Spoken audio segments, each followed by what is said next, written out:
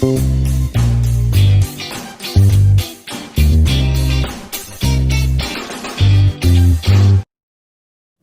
matches, two same results, and that is not the only common factor. England won both the matches by 47 runs. Today, as usual, Tammy Beaumont and Daniel White came out to bat, and in 3.4 overs, they were 34 for no loss. They were going at a rate of 10 runs more than 10 runs per over, which is what gave them a slight bit of advantage. But in the middle, they actually lost the flow and literally lost the plot, because wickets started tumbling.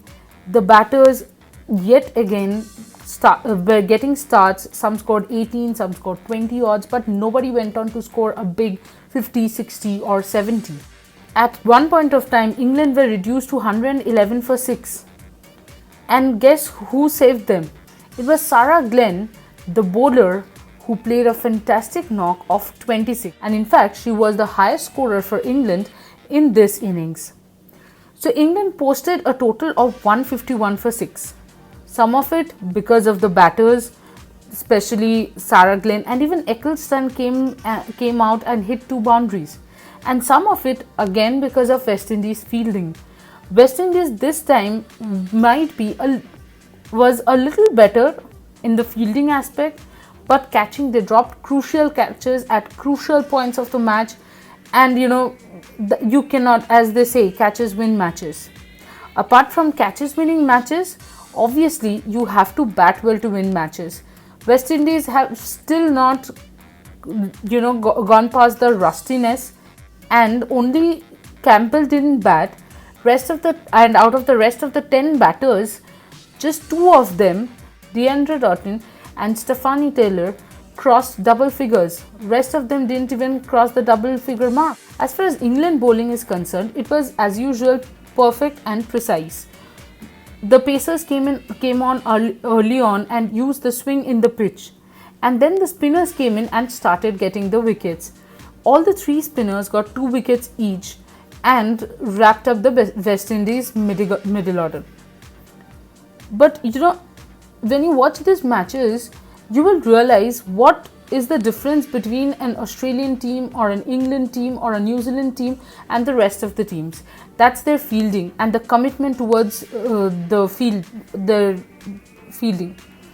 Today, when West Indies was on 92 odd and still needing 60 runs of 14 balls, Tammy Beaumont chased the ball right up to the boundary and saved the 4, which is basically she saved 1 run. For that 1 run, she dived, and at that point of time, it wouldn't have affected the match result. She could have just let it go and let it be a boundary.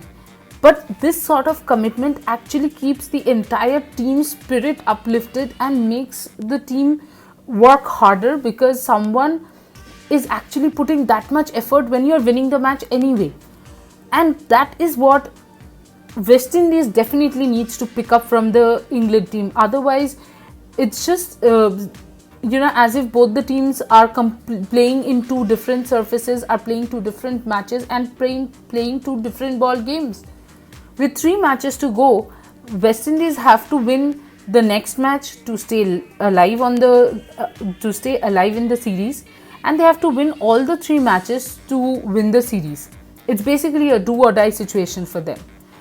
Deandra Doughton did score well in the first match. Here she played 38, but I would say this time round also it was a safe 38. So it is important that West Indies gets their act together, because if they lose the 3rd match, it will start hitting on the morals.